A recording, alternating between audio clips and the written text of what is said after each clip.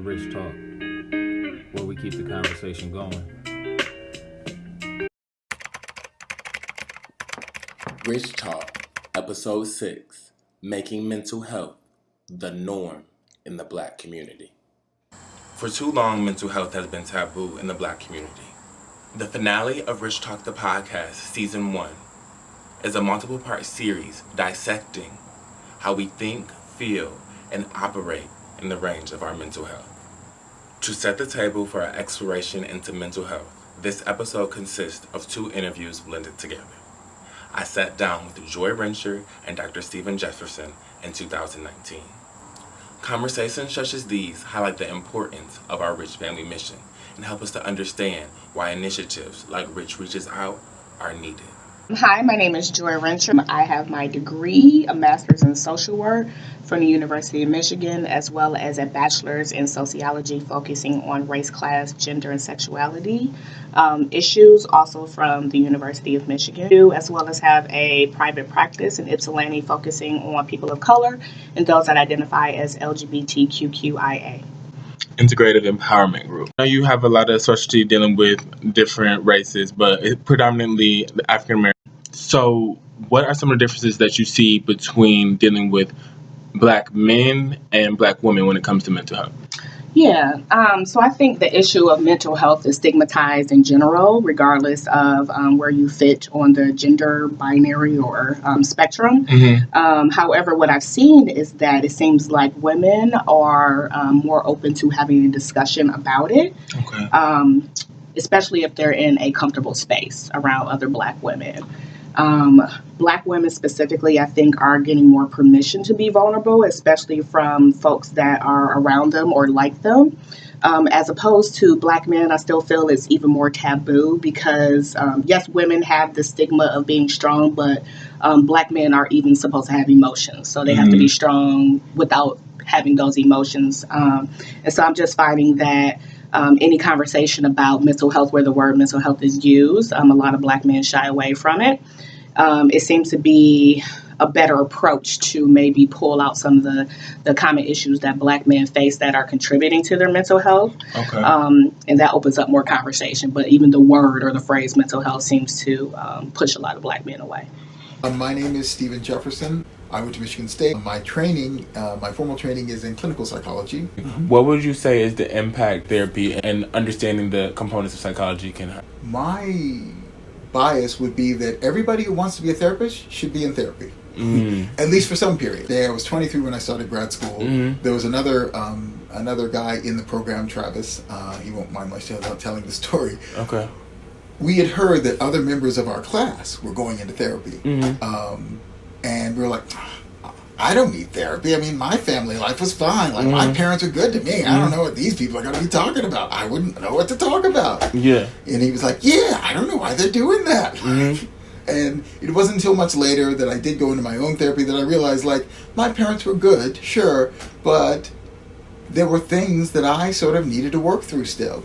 We live in America. We live in a grand world where there are different races that intersect. There are different people that interact with one another. So dealing with mental health, primarily in the Black community, have you seen a type of racial empathy gap where races outside of the Black community don't really understand what Black people are going through, so they don't have that empathy towards them? Oh, absolutely. One thing I've seen, regardless of, again, whether you're man or woman, is this perception that Black folks are just strong, right? And any admittance that you can't handle a situation or that you need help makes you weak. So I've even experienced or had folks tell me that they've experienced maybe going to a clinician or even a medical doctor and expressing some mental health concerns. I'm really tired, I'm depressed, those typical emotions, and being reminded of where they come from, especially if they do find another clinician of color who's also been taught the same mentality. So being reminded of where they come from and being encouraged to just be strong. Also go to church, right? Pray about it. You must not be praying hard enough. Type situations. In the medical realm, and I know that this is not specifically about mental health, but us not taking care of our medical health also affects our mental health. I've experienced clinicians or doctors say things like, well, you just need to stop eating those, fried foods, fried chicken, and all those other things. So making those assumptions that just because you're an African American person, you have poor eating habits, and therefore it's contributing to your mental health. So just a lot of assumptions when folks approach you.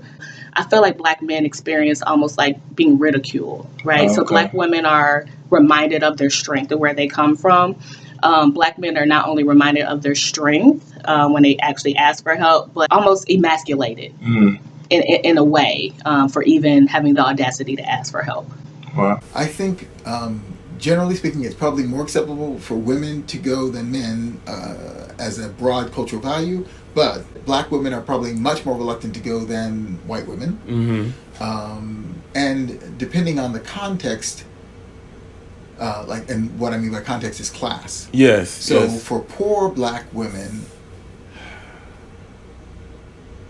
and this is more conjecture than my suspicion would be that it's sort of ain't nobody got time for that kind of sort of approach where sure I'm depressed, but I don't have time to be depressed because I've got kids, I need to go to my work and blah blah blah, so I just need to push through, sort of John Henrietta-ism. So in theory, like how cities are set up to like urban cities like Detroit, for example, with a liquor store in every corner to keep people keep people poor. Would you say that kind of society is set up that same way for the poor to keep them mentally not at their maximum capabilities? Systemic racism, systemic classism, like sexism. Do you feel like all of those isms kind of work to keep us not our full mental health that we can be? Absolutely. You can be the scary Black man, but you can't be the depressed Black man.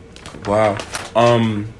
And why do you think that is? Like why would you rather be feared than vulnerable in the Black community?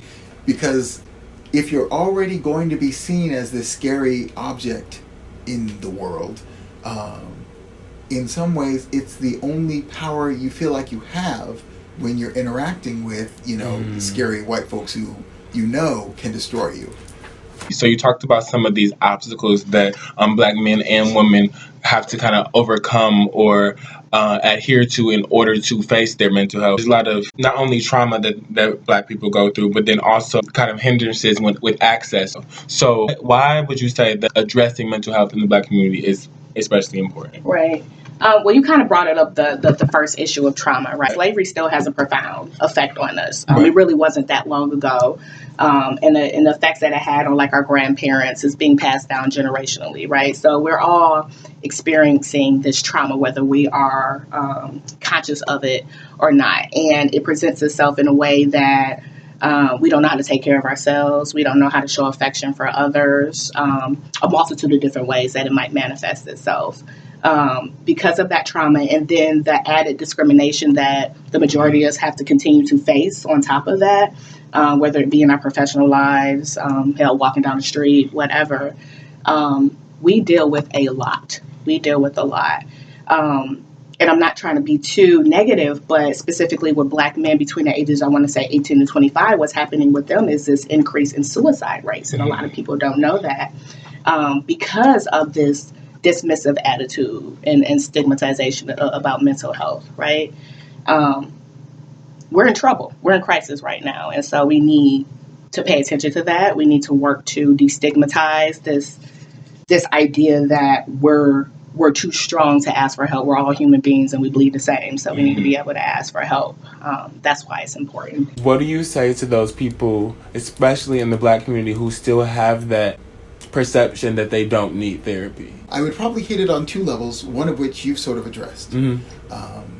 We live in a racist culture. The first part would be, we live in a racist culture where it is to the advantage of our racist system that people of color, African Americans in particular, don't seek resources in society that actually will make them stronger and help them. And so it's not an accident that African Americans are chary of seeking out medical help or psychological help, because certainly we know that there have been abuses in the past. Right. But the other side of it is that it keeps us weak. A lot of our lives are spent in that cycle of we don't have time for that. So, like, how do we maintain in those environments? I mean, not so that we're perceived differently from outside cultures, but just so that we're healthier. How do we change that narrative? Yeah, I think that's an excellent question.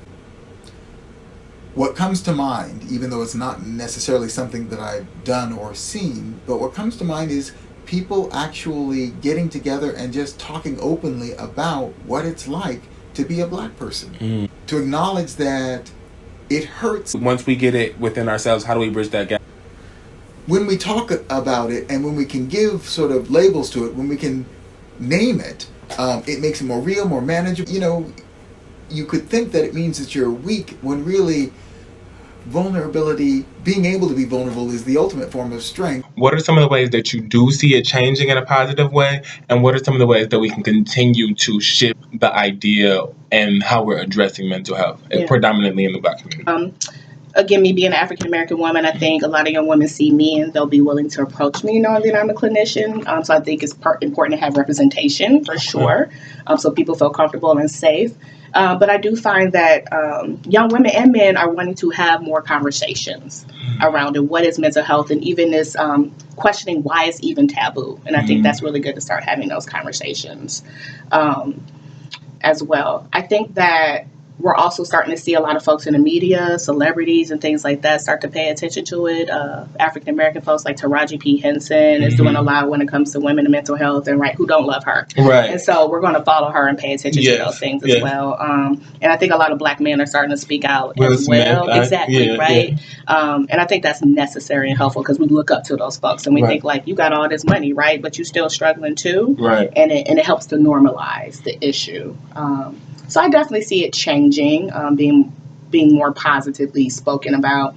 I guess going forward, we just need to continue to have these conversations. I feel like the more we can learn, the more knowledge we have, the more we can dispel these ideas we have about what it looks like to maybe go to therapy or being in a session. Hell, even what a therapist looks like, right? You don't need to find this PhD white woman, you know what I'm saying? Exactly. And have this ideal of this person must know what they're talking about. So yeah, just having more conversations about not just therapy, but the reasons why we need to go into therapy and even the common issues that we face as African Americans that affect our mental health. Thank you. Yeah. It's unpacking those biases, like not just taking them for face value, but actually applying, like understanding the implications of what they mean and how they present themselves.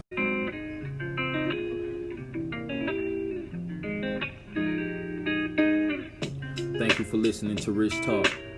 Make sure you subscribe to our website at richmagdigital.com and follow us on all platforms.